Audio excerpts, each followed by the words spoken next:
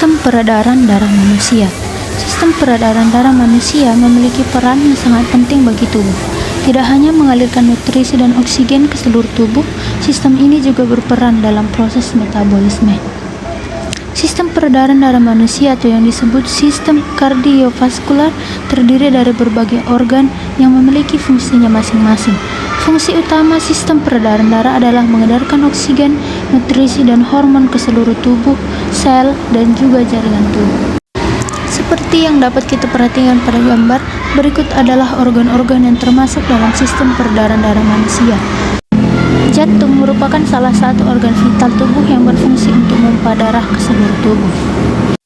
Di dalam jantung terdapat 4 ruangan yang terbagi menjadi 2 bilik vertikal dan 2 serambi atau atrium. Serambi dan bilik kiri jantung berisi darah bersih yang kaya oksigen, sedangkan bilik kiri dan serambi kanan berisi darah kotor. Pembuluh darah.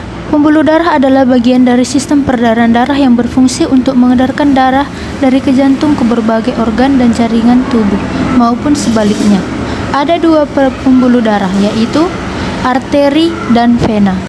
Arteri yaitu pembuluh darah yang bertugas untuk membawa darah kaya akan oksigen dari jantung menuju seluruh jaringan dan organ tubuh. Vena adalah pembuluh darah yang berfungsi untuk membawa darah dari seluruh tubuh atau dari paru-paru untuk kembali ke jantung. 3. Darah. Darah adalah komponen terpenting dalam sistem peredaran darah. Darah berperan sebagai pembawa nutrisi, oksigen, hormon, dan antibodi ke seluruh tubuh. Tak hanya itu, darah juga mengangkut zat-zat beracun dan sisa metabolisme seperti karbon dioksida untuk dikeluarkan dari tubuh. Darah manusia terdiri dari beberapa bagian, yaitu plasma darah, sel darah merah, sel darah putih, dan juga keping darah. Sistem peredaran darah manusia terbagi menjadi 3, yaitu sirkulasi sistemik, yang merupakan sirkulasi darah yang mengaliri ke seluruh tubuh. Sirkulasi ini berlangsung ketika darah bersih yang mengandung oksigen mengisi serambi kiri jantung melalui vena pulmonalis setelah melepaskan karbon dioksida di paru-paru. Darah yang sudah berada di serambi kiri kemudian diteruskan ke bilik kiri jantung untuk disalurkan ke seluruh pembuluh tubuh, seperti pembuluh darah utama yaitu aorta.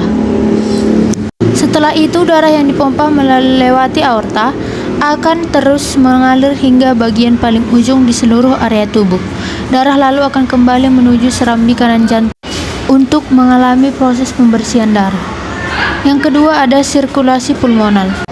Sirkulasi pulmonal atau sirkulasi paru-paru merupakan sirkulasi darah dari jantung menuju paru-paru dan sebaliknya. Sirkulasi ini berlangsung saat darah yang mengandung karbon dioksida dari sisi metabolisme tubuh kembali ke jantung melalui pembuluh vena besar. Selanjutnya darah tersebut akan masuk ke serambi kanan dan diteruskan ke bilik kanan jantung. Setelah itu darah akan dialirkan ke paru-paru melalui arteri pulmonalis untuk ditukar dengan darah kaya oksigen. Darah yang kaya oksigen tersebut akan kembali ke serambi kiri jantung untuk diedarkan ke seluruh tubuh.